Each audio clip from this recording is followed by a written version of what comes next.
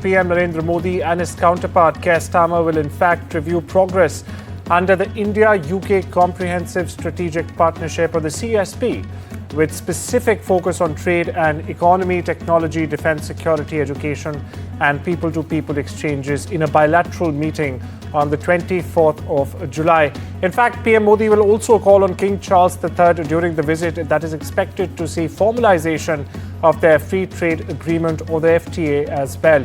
Now, the government also announced PM Modi's visit to the Maldives, where he will be the guest of honor in the July 26th Independence Day celebrations. Now, this will be the Prime Minister's first visit to the country since President Mohammad Mizu assumed office in November 2023, signaling a complete turnaround in ties since the controversial expulsion of Indian military personnel, and also the first visit by any Indian PM on Maldives' independence anniversary.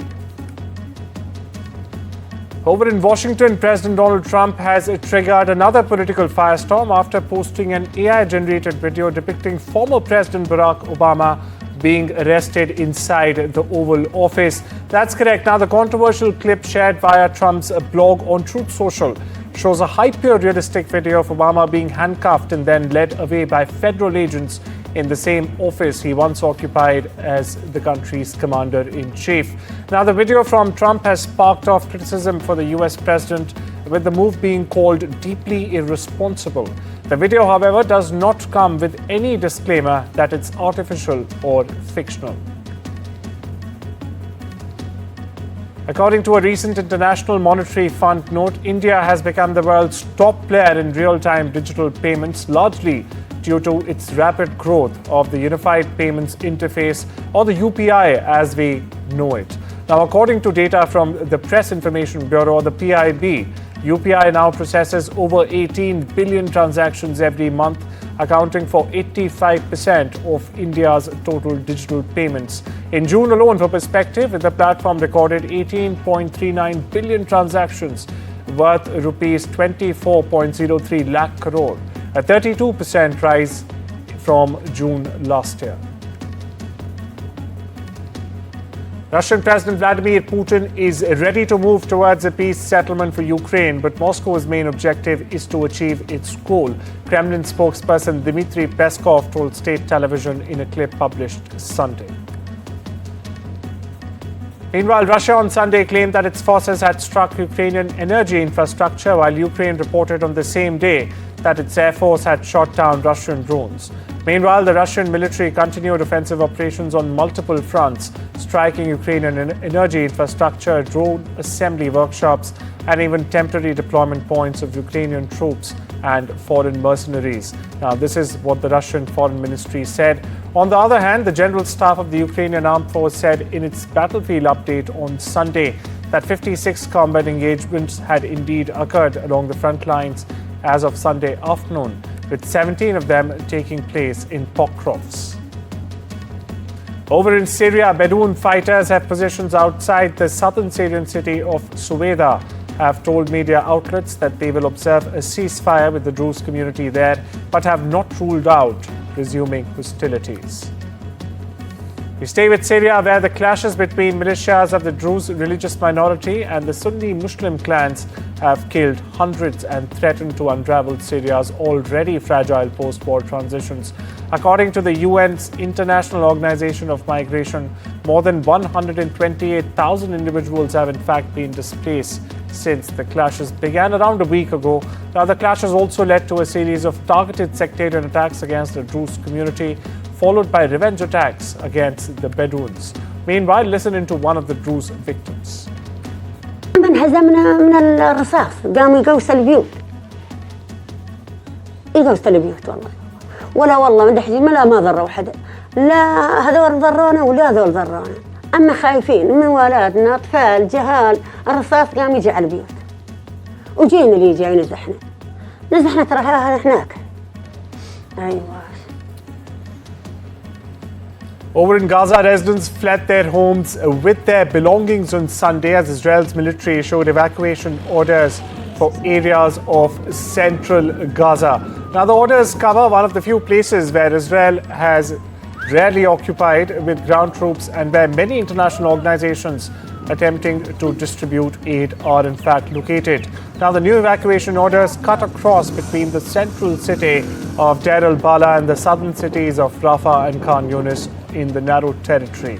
The military also, meanwhile, reiterated evacuation orders for northern Gaza. اليوم بتفاجئ الصبح إلا القصف في كل مكان، إلا بنزلوا مناشير، بنطلع إلا أخلاء. طب أنت خان يونس كلها هياتها أخلاء، والمواصي ما فيها أي مكان أساساً تكفي لأهل خان يونس، ورفح كلها أخلاء، وأنت الحين بتحدد نص الدير أخلاء، طب وين نخلي؟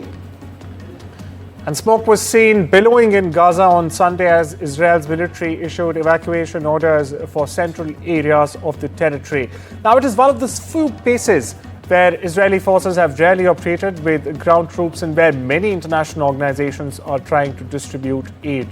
Now, at least 85 Palestinians were killed while trying to reach food and locations across Gaza on Sunday. The territory's health ministry has said on the deadliest day yet for aid seekers in over 21 months of the war.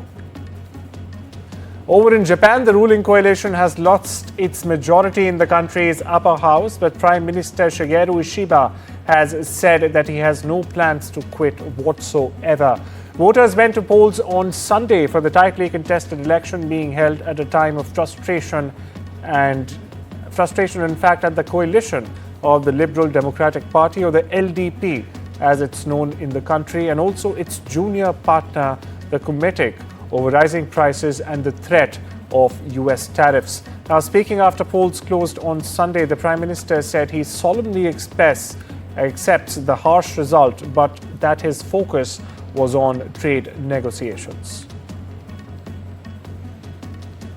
An off-duty US Customs and Border Protection official was shot in Manhattan on Saturday following an apparent robbery gone wrong, New York City police and federal officials have said.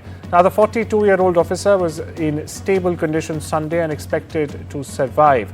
A spokesperson for the NYPD said there was no indication that the shooting was politically motivated.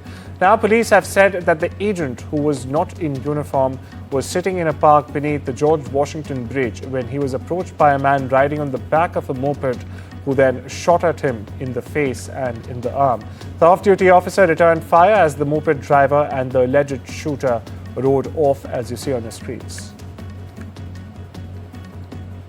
The passenger ferry caught fire at sea on Sunday off the Sulawesi island in Indonesia, killing at least 5 people. Meanwhile, more than 280 people were rescued and evacuation efforts are ongoing at the time we get you this bulletin. Meanwhile, the KM Barcelona 5 was headed to Manado, the capital of North Sulawesi province, from Talud. It's an island district in the same province. The ship caught fire in the Telis waters, said the commander of the Indonesian Fleet Command. He added that 3 Navy ships had in fact been deployed and 284 passengers and crew members had been evacuated so far. Several people were injured after a car crashed into a barn roof in the German town of Bomter on Saturday. Police have said the vehicle veered off the road around 1900 hours GMT, broke through a hedge and hit a 7-year-old boy on a trampoline and finally crashed into the roof of a barn around 3 meters high. Now, the boy was seriously injured according to cops. They have also said that a 42-year-old man was at the wheel of the car, which was also carrying his 43-year-old wife, their 2 children, aged 11 and 12, and a 13-year-old passenger. The suspect was arrested after a car crashed into a post office in California's San Jose early Sunday, causing the building to go up in flames. Now, no injuries were reported, thankfully. Meanwhile, emergency crews responded around 10 a.m. GMT to the office located in a strip mall south of downtown, according to a joint statement from the San Jose Police and Fire Departments. Here's more. It looks deliberate. I mean, it's backed in, right? It looks like it's backed in. Yeah. Because it looks like front end of the car, I'm thinking. Yeah. I'm not a detective by no means, but I'm saying it's just, and through the front doors, right? If it was an accident, it could hit on the side wall. I don't know. Bulgarian border authorities on Sunday have said they've discovered and seized a record amount of cocaine from a Belgian plated van en route to Turkey. Now, according to customs officials, it was the largest seizure at the land border, with nearly 206 kilograms or 453 pounds of cocaine being confiscated. A vehicle inspection led to the discovery of the drugs and valued the record haul at around 20 million euros or $22 million. The drugs were hidden in 179 sealed bags stashed among personal belongings, as you see right there on your screens, in 5 suitcases. Meanwhile, listen in to the Minister of Internal Affairs. Така да подчертая и международното значение на тази операция. Именно това, че са хванати хванато цялото това количество наркотично вещество на българската граница, има своите реперкусии в Европа. Това е организирана престъпна група, която е действала на територията на държави членки на Европейския съюз, които са наши партньори и съюзници. От тук нататък с тях ще си говорим за това как е действала, какво точно се е случило, но да подчертая, че това си изцяло българска операция. Over in South Asia, Typhoon Vifa rains have battered Hong Kong before Vifa weakens into a severe tropical storm. Meanwhile, Cathay Pacific Airways had announced widespread delays and cancellations as well of flights to and from Hong Kong international airports. Meanwhile, authorities have advised residents to remain indoors. In neighbouring China, Premier Li Qiang oversaw the groundbreaking ceremony for the start of a massive hydropower project in Tibet on Saturday. State broadcaster CCTV reported the development. Now, the controversial project in the lower reaches of the Yarlung-Zangbo River is expected to be the world's largest hydropower facility. It has also raised concerns over the displacement of communities in Tibet, as well as the environmental impact downstream in both India as well as Bangladesh. Haze from forest and peatland fires in some parts of Indonesia's Sumatra island was detected in Malaysia on Sunday. Now, a number of areas in Indonesia's Riau province were still covered with thick haze, and some fires were not extinguished. Forest and peat fires are an annual problem in the country that strain relations with neighbouring countries as well. And in recent years, only smoke from fires blanketed parts of Indonesia, Singapore, Malaysia, and even southern Thailand. And India's Pink City is now among the top tourist hotspots, outranking Italy's Florence in 2025 rankings. Rajasthan's capital Jaipur has outranked Italy's Florence in the world's Best Awards 2025 survey by global travel publication Travel Plus Leisure. Jaipur, also known as the Pink City, was ranked 5th on the list with a scorecard of 91.33, much ahead of Florence, which placed 11th with a score of 90.08. Now, Travel Plus Leisure described Jaipur as a must-see destination, praising its opulent hotels, world-class shopping, and of course, its vibrant cultural heritage. Pope Leo XIV marked the 56th anniversary of man's arrival on the moon Sunday with a visit to the Vatican Astronomical Observatory in Castel Gandolfo and a call also to astronaut Buzz Aldrin. After praying the Sunday Angeles at the summer retreat in Castel Gandolfo, Leo headed to the Astronomical Observatory located in the Pontifical Villas, where he took a close look at the telescopes that have supported celestial exploration from a faith-based perspective for decades together. The Pontiff was accompanied by astronomers and students participating in the traditional summer school organized by the observatory itself. This was the Pope's first visit to the observatory, founded in 1891 by his predecessor, Pope Leo VIII. Meanwhile, every night, countless stray dogs face cold straits, hunger, and even loneliness. But across the globe, hope is winning, viewers. From quiet villages to bustling cities, people are finally fighting to save these forgotten lives. And these stories will definitely move your heart.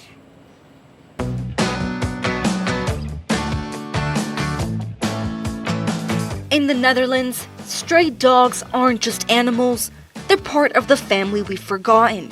Here, every dog is registered and sterilized, Campaigns echo a simple truth: adopt, don't shop. It's about giving these lost souls a second chance, a warm home, a gentle touch, a future filled with love. Thousands of miles away in Bulgaria, a powerful, quiet revolution is underway. Volunteers catch stray dogs, neuter and vaccinate them, then gently return them to their streets, safer, healthier, and free from the threat of disease. It's a delicate balance between survival and care, a promise that no dog will be left behind. Over in the crowded neighborhoods of Singapore, where stray dogs once struggled to survive, a compassionate community steps in. Volunteers trap, neuter, and release the dogs, feeding and watching over them like guardians. It's a silent act of love, a bridge between humans and animals, sharing the city's heartbeat. And in the United States, adoption events and education are transforming lives, one dog, one family, one story at a time. But this battle cannot be won by compassion alone.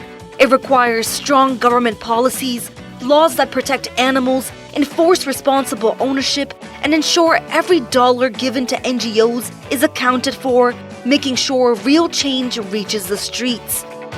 Because every saved life is a system that works with heart, but also with transparency and responsibility. When we combine kindness with action, we can truly give stray dogs a future.